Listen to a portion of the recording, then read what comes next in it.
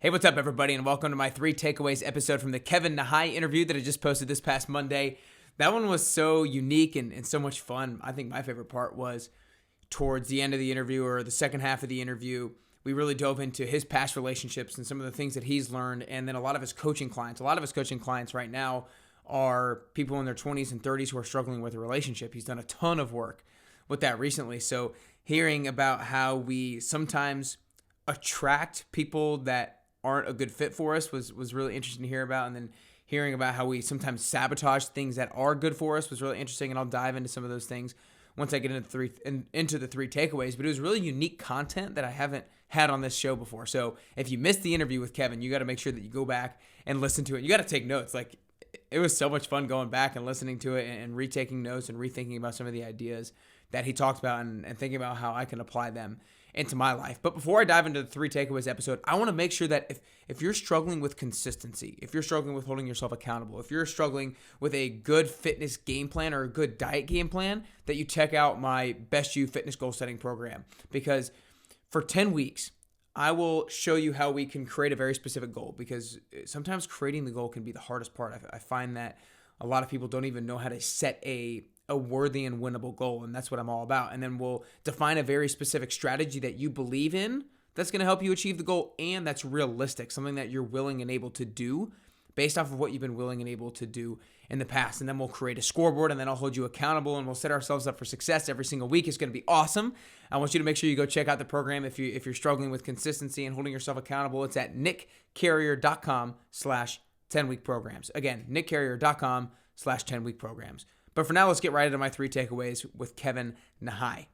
Takeaway number 1 is the 3 A's, which are awareness, acceptance, and action. And he's talked about how this is kind of something that you can use in all areas of your life. But he talked about in regards to like different things that are happening in a negative way, whether it's a chronic disease, whether it's a bad relationship. He talks about awareness. It's really extremely difficult to become aware of the things that are going wrong just by yourself. A lot of times you need somebody else. You need somebody else to hold up a mirror to you to show you some of the things that are going wrong with you. And so he kind of talked about how when he had this moment of pent up trauma, of pent up anxiety that erupted during his freshman year of college. And I asked him, is there anything that you could have done to prevent it? He said yes and no.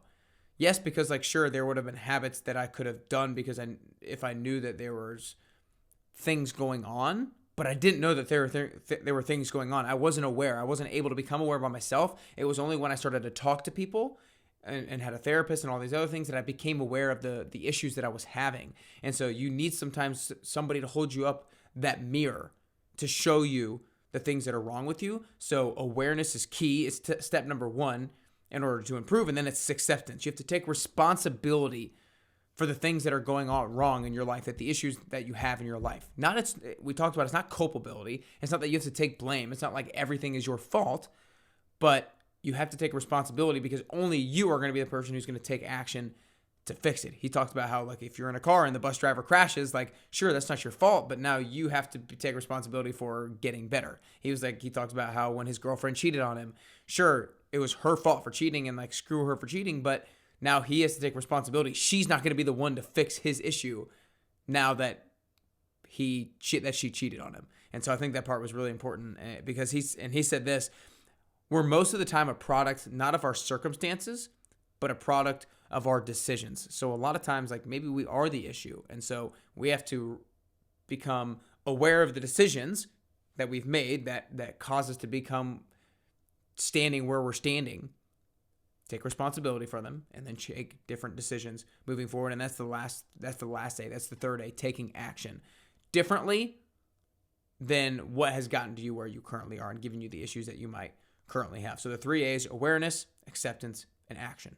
And then takeaway number 2 is our actions are incongruous with the things we want. So we talked a lot about how in dating, sometimes we attract people that we don't actually desire to be with. So one of the things he said that the reason for that is because we're so focused on what we don't want in a significant other, while we need to be focused on what we do want. And when we focus on what we do want, we think about, okay, I want somebody who's a kind person. I want somebody who's trustful. I want somebody who has similar values to me. But you can only attract that kind of person if you're that kind of person yourself. I think that was so key, because you have to live your life parallel to what you want. If you want a kind person, you have to be kind. If you want a hardworking person, you probably have to be pretty hardworking.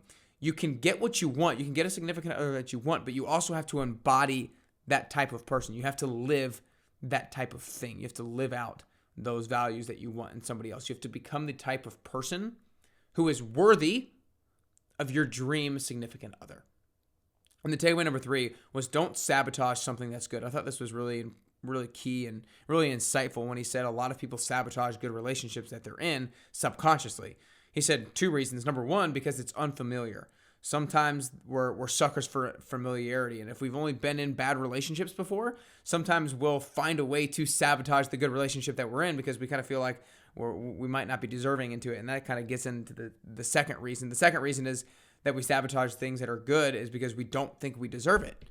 If we have never had a good relationship before, we subconsciously think we don't deserve a good relationship. We don't deserve a significant other. So we're going to find a way to prove ourselves true, to do something bad or do something wrong or not communicate well, and that person will break up with us, and then we will fulfill our own prophecy. We'll be like, see, I knew I wasn't worthy of it. See, I knew I wasn't worthy of it. I think that's really key because it's huge with fitness too, because a lot of times people will start seeing success with weight loss or with getting closer to their fitness goals, and then it's unfamiliar. They're like, oh, I've never been this healthy before. This is weird. Like, give me a pizza, right? And because people don't feel like they deserve the success that they're having because they've never had it before, and so it's unfamiliar, and so they find a way to get back to familiarity. So again, guys, my 3 takeaways. Number 1, the 3 A's: awareness. You have to make sure you're aware of your issues, and sometimes you need somebody to hold up a mirror to you. And then acceptance. You have to take responsibility for it, and then you have to take action differently. Takeaway number 2 is our actions are incongruous with the things that we want. If we want a significant other who is kind, who is respectful, then we have to be the type of person who is also kind and respectful. We have to embody it, and we have to live it. Takeaway number 3 was don't sabotage something that's good. There's 2 reasons, because it might feel unfamiliar, and sometimes we're suckers for familiarity, so don't fall into that trap, and then sometimes we think we don't deserve it. Realize that you deserve a good relationship if you're the type of person who has worked on themselves and developed themselves and is really living out the best version of yourself. I hope you guys enjoyed these 3 takeaways. I hope you enjoyed the Kevin Nahai interview. I'm telling you, if you did not listen to that interview, you need to make sure you go back and listen to it right now. So many amazing things that he talks about in regards to his anxiety, his almost suicide attempt, and why he didn't do that, all the way into these relationship things and his coaching. And it was just so cool. And I thoroughly enjoyed my time with Kevin. So make sure if you enjoyed the episode that you subscribe to the podcast, that you rate and review it. That's a great way to help the show move up the ranks. Make sure you start applying these things. If you want to get a consistent game plan for your fitness goal, go to nickcarrier.com/10week programs, because if you apply these things, if you join the 10-week program, you will get closer and closer to your best you.